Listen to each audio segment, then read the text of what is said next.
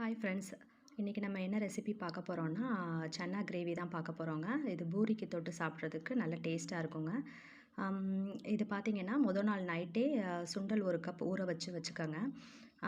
அப்புறம் பார்த்திங்கன்னா அடுப்பை பற்ற வச்சு குக்கர் வச்சு எண்ணெய் ஊற்றி பெரிய வெங்காயம் 3 போட்டு நல்லா வதக்கிக்கோங்க.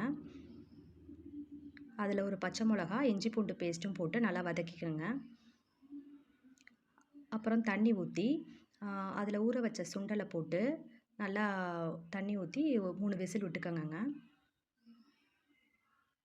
இந்த டைம் பார்த்திங்கன்னா ஒரு 3 பெரிய தக்காளி மிக்ஸி ஜாரில் போட்டு நல்லா அரைச்சி வச்சுக்கோங்க. அதோட இன்னொரு மிக்ஸி ஜாரில் ஒரு ஸ்பூன் பொட்டுக்கடலையும் ஒரு அரை ஸ்பூன் ஜீரகமும் போட்டு அரைச்சி வச்சுக்கோங்க. அப்புறம் குக்கரில் விசில் அடங்கினோன்னே குக்கரை திறந்து அதில் ஒரு 1½ ஸ்பூன் மிளகாத்தூள், 2 ஸ்பூன் கொத்தமல்லி தூள் போட்டு அரைச்ச தக்காளி பியூரியை அதில் ஊற்றுங்க. ஊற்றி நல்லா கிளறினீங்கன்னா ஒரு 5 நிமிஷத்துக்கு நல்லா கொதிக்க விடுங்க.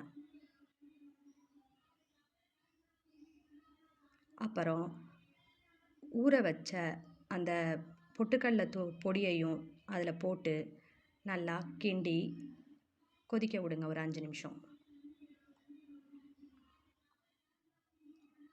நமக்கு டேஸ்டான சன்னா கிரேவி ரெடி ஆயிடுச்சுங்க. இது பார்த்திங்கன்னா பூரிக்கு உருளைக்கிழங்கு மசால், குருமானு எவ்வளோ இருந்தாலும் இது தாங்க நல்லா ஆப்டாக இருக்கும். இதில் நறுக்கின பெரிய வெங்காயமும் லெமனும் கலந்து சர்வ் பண்ணிங்கன்னா நல்லா டேஸ்ட்டாக இருக்குங்க.